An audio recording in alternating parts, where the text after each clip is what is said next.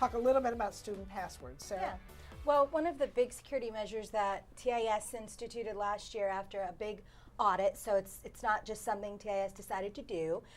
You know, we have to be more secure with our physical locations, but also with our cyber presence as well. And so each student, instead of having the same kind of easy to figure out password that we used to use, they all have to set their own unique password.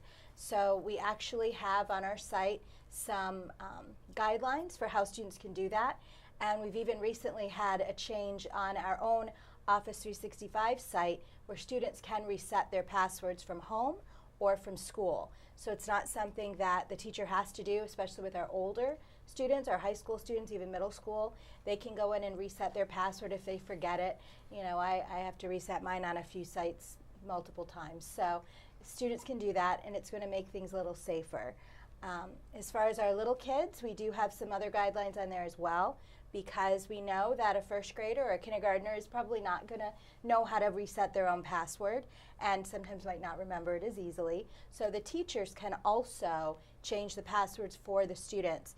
And we have directions that have gone out from TIS, so check your email, teachers, because that's in there as well, so they can reset them if they have a new group of kiddos from kindergarten or first grade that don't remember their password.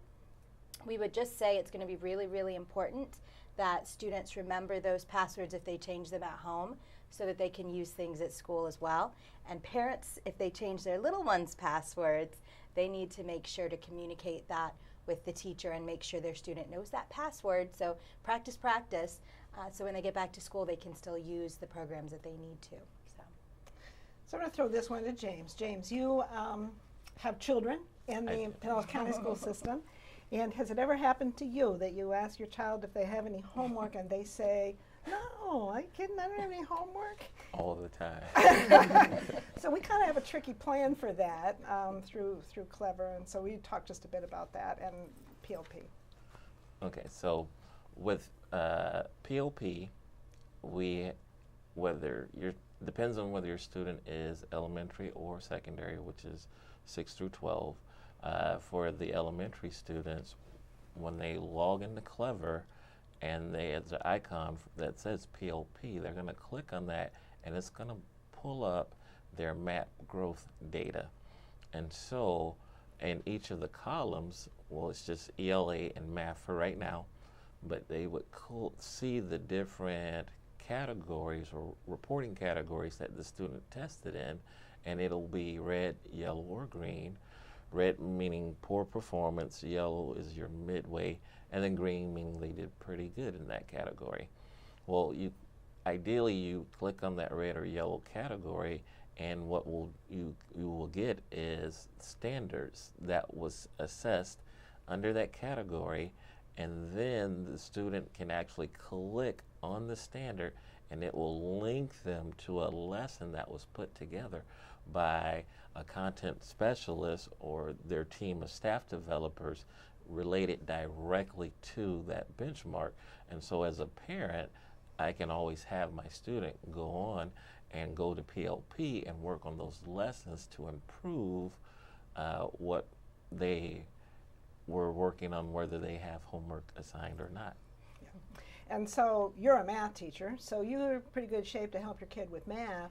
I, on the other hand, would have a problem. We don't have to get too far into math before I'm at a standstill, and probably a lot of people feel that way. I have a math-phobic support group on the side, but they don't have to know how to teach math because those lessons are there and they're built, and they can actually work with their child and learn some math. So we've talked about a lot of resources here today between the Epson projectors, between Nearpod, between Smart, between PLP, between Safari Montage, Office 365. It's a very long list. And these 4 amazing technology integration coordinators. So much of this is funded through the referendum from Pinellas County taxpayers and their confidence in supporting schools. And of course, 80% of that referendum goes to teacher salaries, and 20% is split between elementary reading, secondary reading, visual arts, performing arts, and of course, technology. So we want to thank the Pinellas County taxpayers for supporting all these great programs in Pinellas County schools. And if you're sitting there wondering, how do I get these fine people to come out and see me? Sarah, how do we do that?